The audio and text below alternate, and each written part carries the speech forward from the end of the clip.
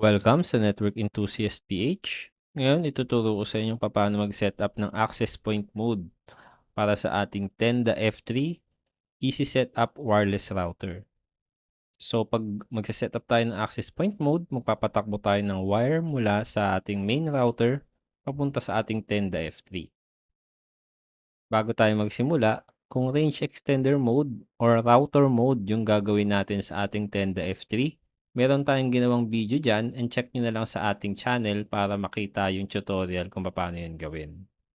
So para ma-setup ang access point mode para sa ating Tenda F3, buksan muna natin yung ating Tenda F3 and then kumuha tayo ng Ethernet cable at ikabit natin sa isa sa mga LAN port ng ating main router.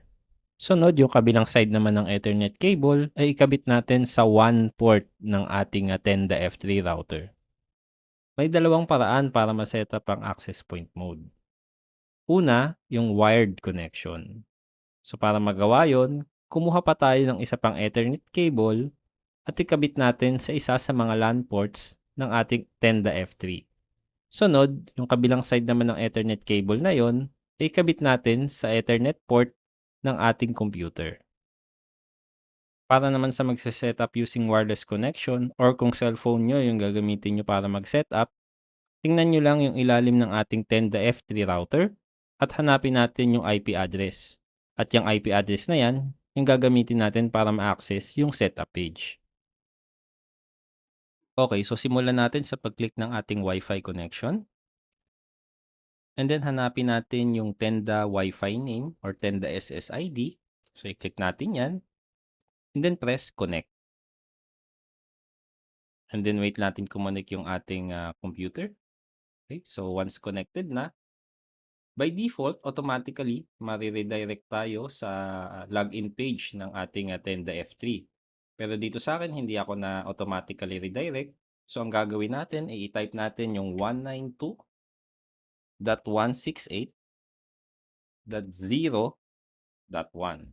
Okay, so type niya yan sa address bar and then press enter. Okay.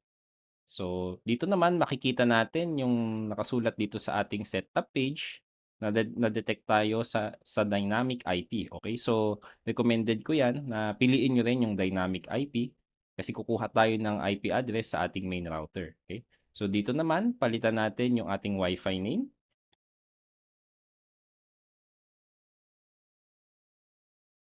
And then, i-type natin yung ating password. And make sure na at least 8 characters yung ilalagay nating Wi-Fi password. And then press OK.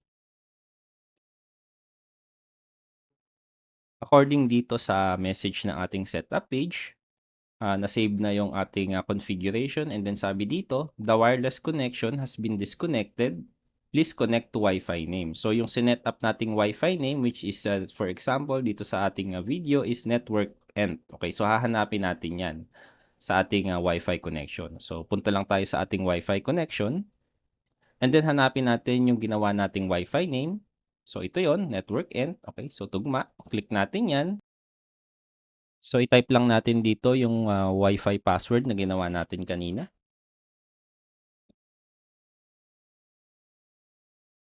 Then press next.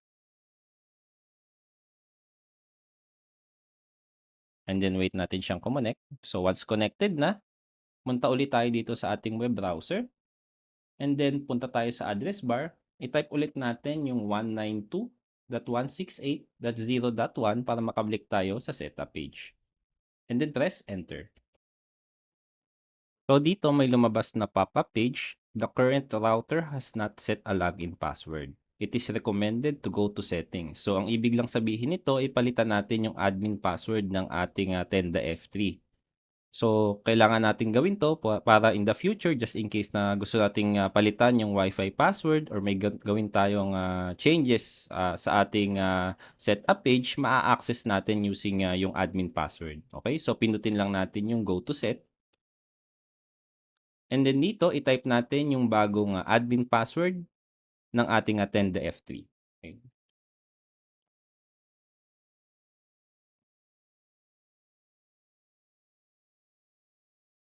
And then make sure na at least 5 characters yung ilalagay nating password, okay? So, tugma dapat yung new password sa ating repeat new password field, okay? So, once tapos na yung entry na nailagay natin, press lang natin yung OK.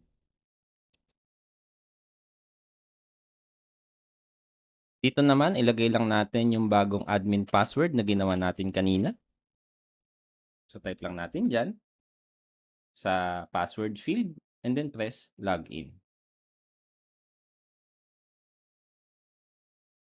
Ngayon naman, makikita natin yung connection status natin is you can surf the internet. Okay, so basically, naka-router mode pa lang itong ating Tenda F3. So since ang gusto natin is gawing access point mode itong ating Tenda F3, punta lang tayo sa wireless repeating dito sa bandang kaliwa. Okay, so click natin itong wireless repeating. And then piliin natin sa taas yung radio button na sinasabi is AP mode. Okay, so click natin itong AP mode. And then press OK. Okay, so nakalagay dito sa pop-up, if you enable AP mode, the router will reboot. And when the router finishes reboot process, please use tendawifi.com to log into web UI. Okay, so para ma-access natin ulit yung web UI, itatype natin yung tendawifi.com na sa address bar. So yung 192.168.0.1, hindi na natin gagamitin yan kasi yung IP address is provided na ng ating main router. So para ma-access yung ating setup page or yung web UI, ang itatype natin is yung Tenda Wi-Fi. Okay? So pag-press natin dito ng OK, magre-reboot yung ating router para ma-complete yung process. Okay? So i-click lang natin yung OK. And then wait natin mag-reboot yung ating Tenda F3. Ngayong tapos na mag-reboot yung ating Tenda F3, i-click lang natin yung ating Wi-Fi connection. And then piliin natin yung ating Wi-Fi name. And then press connect. Okay, so once connected na tayo, by default, automatically mare-redirect tayo sa ating setup page. So, it's up to you kung gusto nyong mag-login ulit, kung may gusto kayong baguhin sa ating setup page, or pwede na tayo mag-start mag-browse ng internet. Okay, so ganun lang kadali mag-setup ng ating access points sa ating Tenda F3 N300 wireless router. Okay, so konting reminders lang. Muli, gusto kong sabihin na yung para dun sa mga nakakomplete ng ating steps na ginawa natin kanina, ang itatype na natin sa address bar para ma-access yung setup page or yung web UI is tendawifi.com na. Okay, so yan yung ilalagay nyo sa address bar. And then, para naman dun sa mga initially na setup nila as router mode, yung kanilang Tenda F3 router, piliin lang nila yung wireless repeating dito sa bandang kaliwa, and then piliin nila yung AP mode. Sunod, gawin nila yung steps na tinuro natin kanina para ma-set up yung access point mode sa Tenda F3 router. So, ayun yung pag-setup natin ng access point mode sa ating Tenda F3 wireless easy setup router. Nga pala, huwag niyong kalimutang mag-like at mag-subscribe at i-click yung bell icon dahil malaking tulong yon para masuportahan yung channel natin. Salamat sa panonood.